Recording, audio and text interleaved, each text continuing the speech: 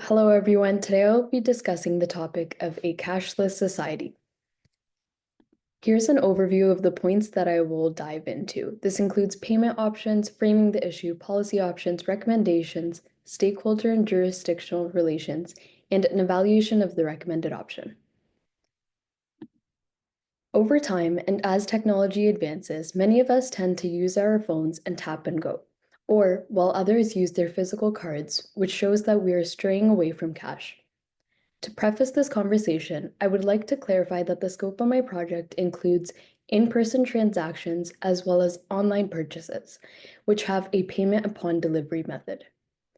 The payment options considered in my project include cash, card, digital wallets like Apple Pay, and bank transactions or direct deposits.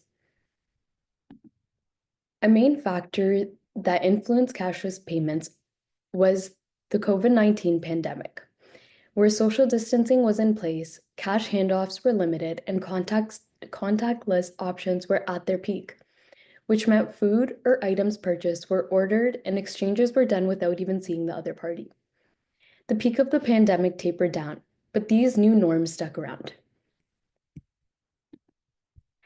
Now I will describe this chart where the blue sections correlate to cash and the red to credit cards.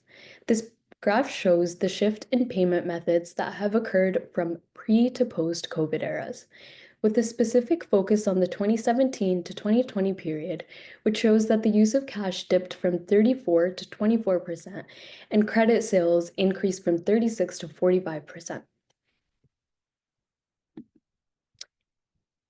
It is important to note how prevalent cashless options have become. Pictured here are two examples, which include sporting and concert venues and places like warehouse sales that are cashless. There is currently no mandate for businesses to accept cash. The choice is left up to them. Payment Canada displayed that a 49% decrease was noted in the volume of cash payments, which is significant.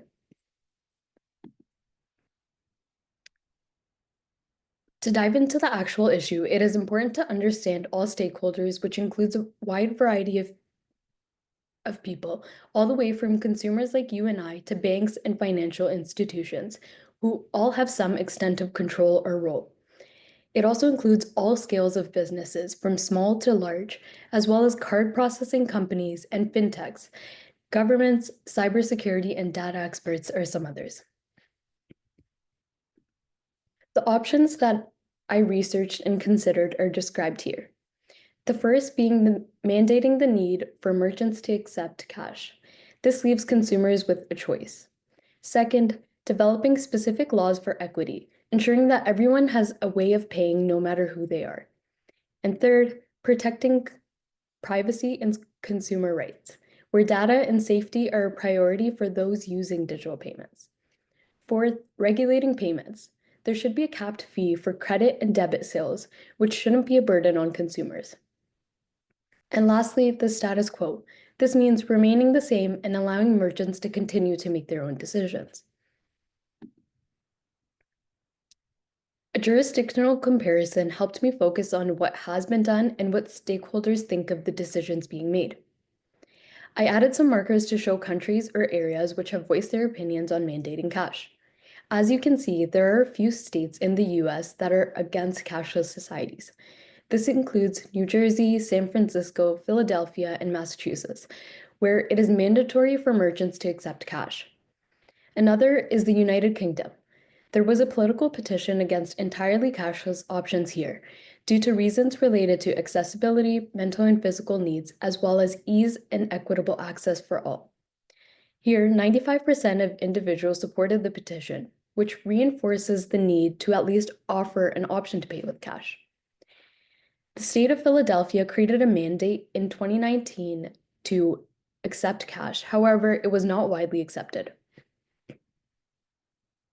All of these examples do come with a bit of backlash, as individuals feel that governments should not control the operation of businesses. There's another caveat.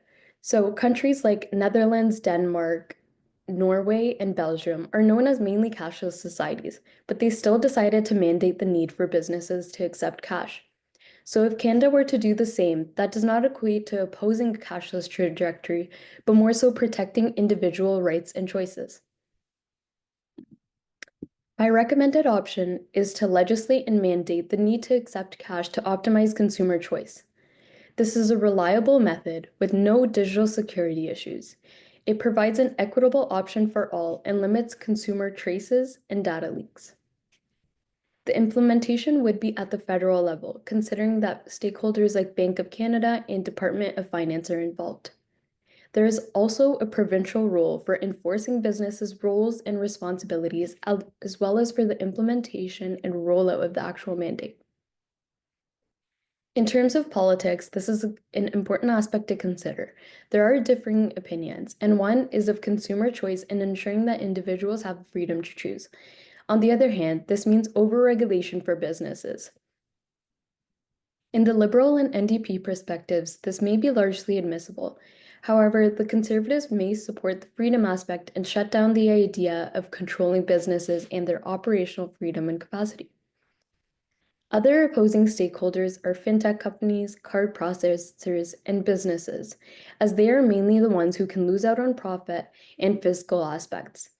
And without digital options, there is a decreased access and amount of data for consumer behaviors. Next, I'll go into the specific pros and cons.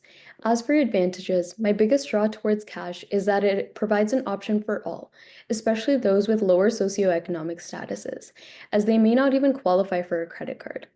In Canada, there are about 11% of individuals who do not have credit cards. Although this may seem small, it is important to ensure that everyone has the ability to make purchases. Another group is those who are elderly or have a disability, which limits them from being able to use a new method compared to their comfortable use of cash. Some may think tapping a card is not complex, but there are populations that we need to cater to. Through cash mandates, consumer choice and privacy will be protected, which means if people do not want data-related security issues, such as through card terminals or online payments, they can stick with cash. And the ability to avoid payment fees. At times, there is a surcharge when using card options. And while traveling, a conversion rate can apply, which becomes complicated compared to counting the right amount of cash and handing it over. There are also some disadvantages that need to be addressed. One being increased chances of theft for both the merchants and the consumers.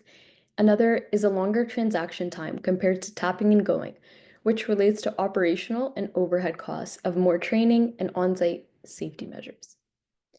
In order to implement this, the legislative framework and mandate must be clear as to which businesses and types are to be regulated. For the purposes of my project, I would include physical shops and those that have a blend of both in-person and online pickup options, but I would not tap into online shops. Ultimately, consumers do have the choice to take their business elsewhere if merchants are not accepting their option to pay with cash.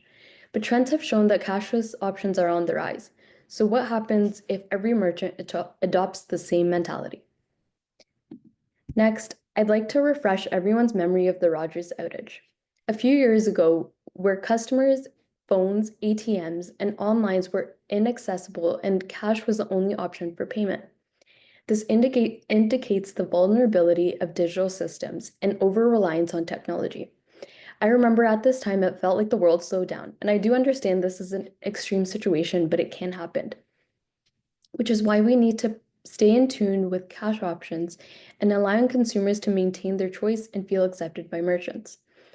For some, cash payments are their number one choice, while for others, it is their last option.